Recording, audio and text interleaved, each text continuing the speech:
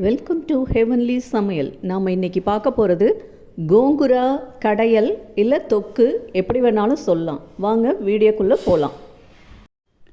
நாம் இன்றைக்கி பார்க்க போகிறது புளிச்சக்கீரை கடையல், அதாவது கோங்குரா கடையல்.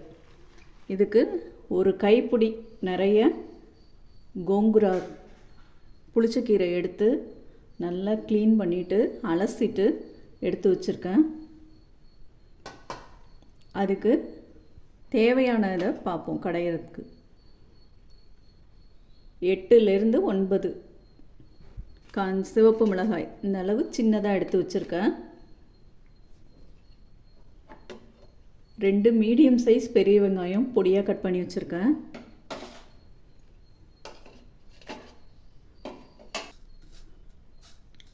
ஒரு 1/2 டீஸ்பூன் வெந்தயம், 1 டேபிள் ஸ்பூன் தனியா, அதாவது கொத்தமல்லி விதை. இதுக்கு தாளிக்கிறதுக்கு 2 தாளிப்பு வடகம் சின்னதாக இருக்கிறதால 2 எடுத்து வச்சுருக்கேன். இது தேவையான அளவு உப்பு போட்டுக்கலாம். இதை நான் அப்புறமா அரைக்கும்போது காமிக்கிறேன். இப்போ எப்படி செய்யறதுன்னு பார்க்கலாம். ஃபஸ்ட்டு ஒரு வாணலில் 1 டம்ளர் அளவு தண்ணி எடுத்து வச்சுருக்கேன். இப்போ நம்ம அலசி வச்சுருக்கிற கீரையை நல்லா வேக வைக்கணும். ஃபஸ்ட்டு 1 டம்ளர் தண்ணியில் போட்டுடலாம்.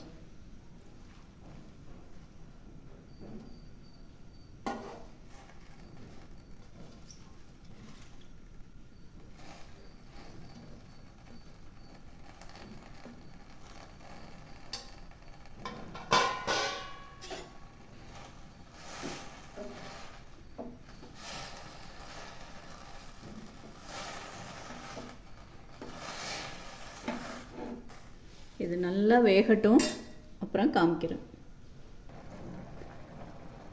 இதை பாருங்கள், நம்ம 1 டம்ளர் தண்ணி தான் இதில் ஊற்றணும். இதை நல்லா இந்த தண்ணி நல்லா சுண்டுற அளவு நல்லா வேக வச்சுக்கணும். நல்லா இந்த தண்ணி சுண்டுனா தான் அந்த புளிப்புத்தன்மை நல்லா அதிலே இருக்கும். தண்ணியை வடிச்சிட்டா அந்த புளிப்புத்தன்மை போயிடும். அதனால் இந்த தண்ணியோடு நல்லா நம்ம வேக வச்சுக்கலாம். இன்னும் கொஞ்சம் நேரம் இந்த தண்ணி சுண்டுற அளவு வேகட்டும். அதுக்கப்புறம் எப்படி செய்யறதுன்னு பார்க்கலாம். பாருங்கள், நல்லா வெந்து இந்த தண்ணிலாம் நல்லா சுண்டிடுச்சு. இப்போ அடுப்பை ஆஃப் பண்ணிடலாம். ஆஃப் பண்ணிவிட்டு நல்லா ஆறட்டும். இது அதுக்குள்ளே நாம் எடுத்து வச்சுருக்கிற பொருளெல்லாம் வறுத்துடலாம். இப்போ வாணலில் ஒரு 1/4 டீஸ்பூன் எண்ணெய் விட்டுருக்கேன். ஃபஸ்ட்டு நம்ம எடுத்து வச்சுருக்கிற சிவப்பு மிளகாயை வறுத்துடலாம்.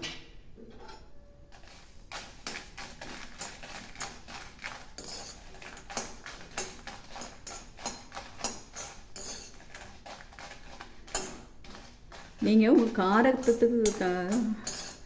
காரத்துக்கு தகுந்த மாதிரி மிளகாய் எடுத்துக்கலாம். இதுக்கு கொஞ்சம் மிளகாய் கூட தான் வேணும். அந்த புளிப்புத்தன்மை இருக்குது இல்லையா, அதனால்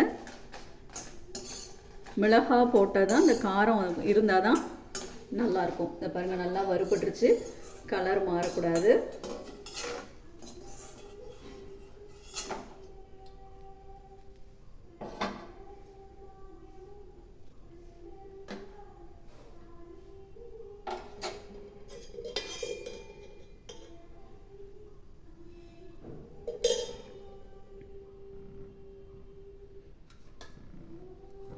அடுத்தது நம்ம எடுத்து வச்சிருக்கிற வெந்தயம்,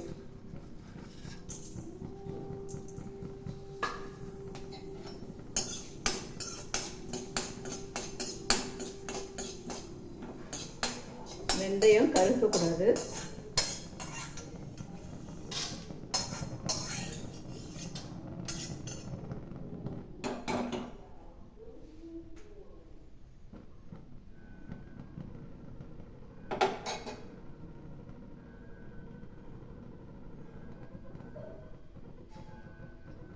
இதே எண்ணெயில் நம்ம எடுத்து வச்சிருக்கிற தனியா,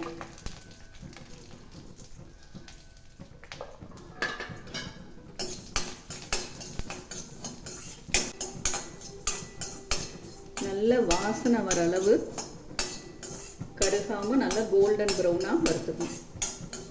நல்லா வறுபட்டுருச்சு.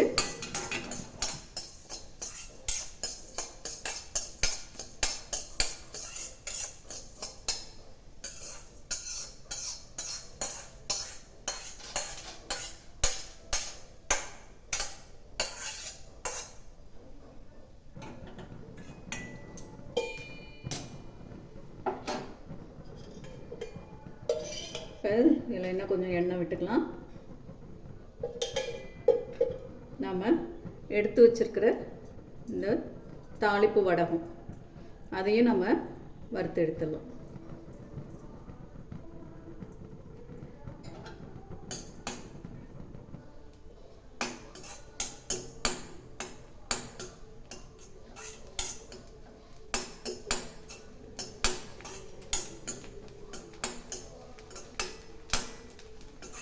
நல்லா பொரிஞ்சு வறுபட்டுருச்சு.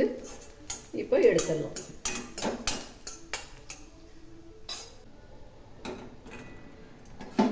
இந்த எண்ணெயிலே நம்ம கட் பண்ணி வச்சிருக்கிற வெங்காயத்தை நல்லா வதக்கிடலாம்.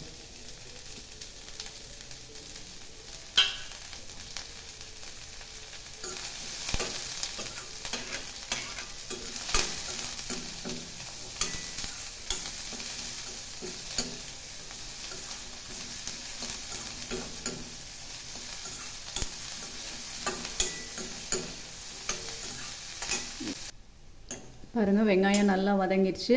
இப்போ அடுப்பை ஆஃப் பண்ணிடலாம்.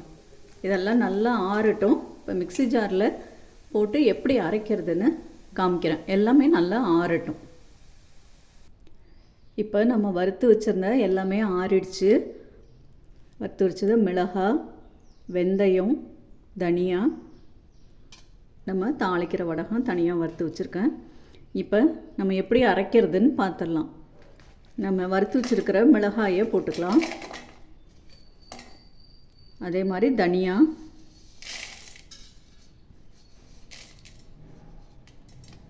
வெந்தயம்,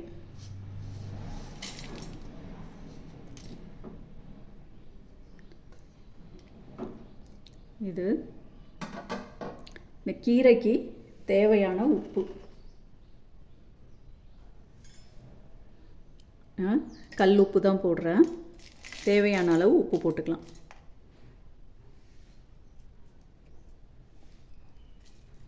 இதை ஃபஸ்ட்டு நல்லா நைஸாக தண்ணி விடக்கூடாது. தண்ணி விடாமல் நல்லா அரைச்சிட்டு வந்துடலாம். பாருங்கள், நல்லா பவுடராக அரைச்சாச்சு. பவுடராக அரைச்சதில் நம்ம வேக வச்ச கீரையை போட்டுடலாம். இங்கே பாருங்கள், வேக வச்ச கீரையை போட்டு இப்போ இதை அரைச்சிட்டு வந்துடலாம்.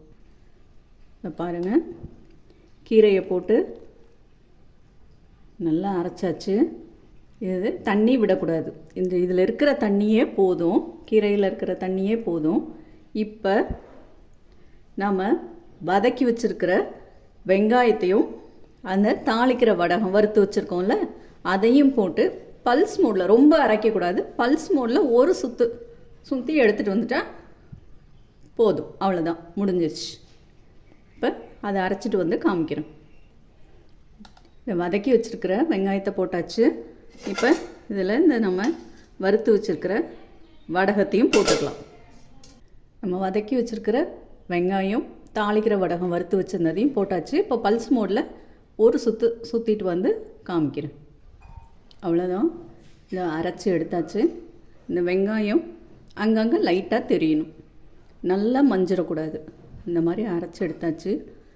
சூடு சாதத்தில் இந்த புளிச்சக்கீரை கடையல் போட்டு நல்லா நல்லெண்ணெய் விட்டு நல்லா பிசைஞ்சு வடவம் தொட்டுக்க வச்சுட்டு சாப்பிட்டா சூப்பராக இருக்கும். அது எப்படின்னு காமிக்கிறேன். சூடான சாதத்தில் நல்லா கீரையை போட்டு எண்ணெயை போட்டு பிசைஞ்சு நல்லா இந்த வத்தலை தொட்டுக்கிட்டு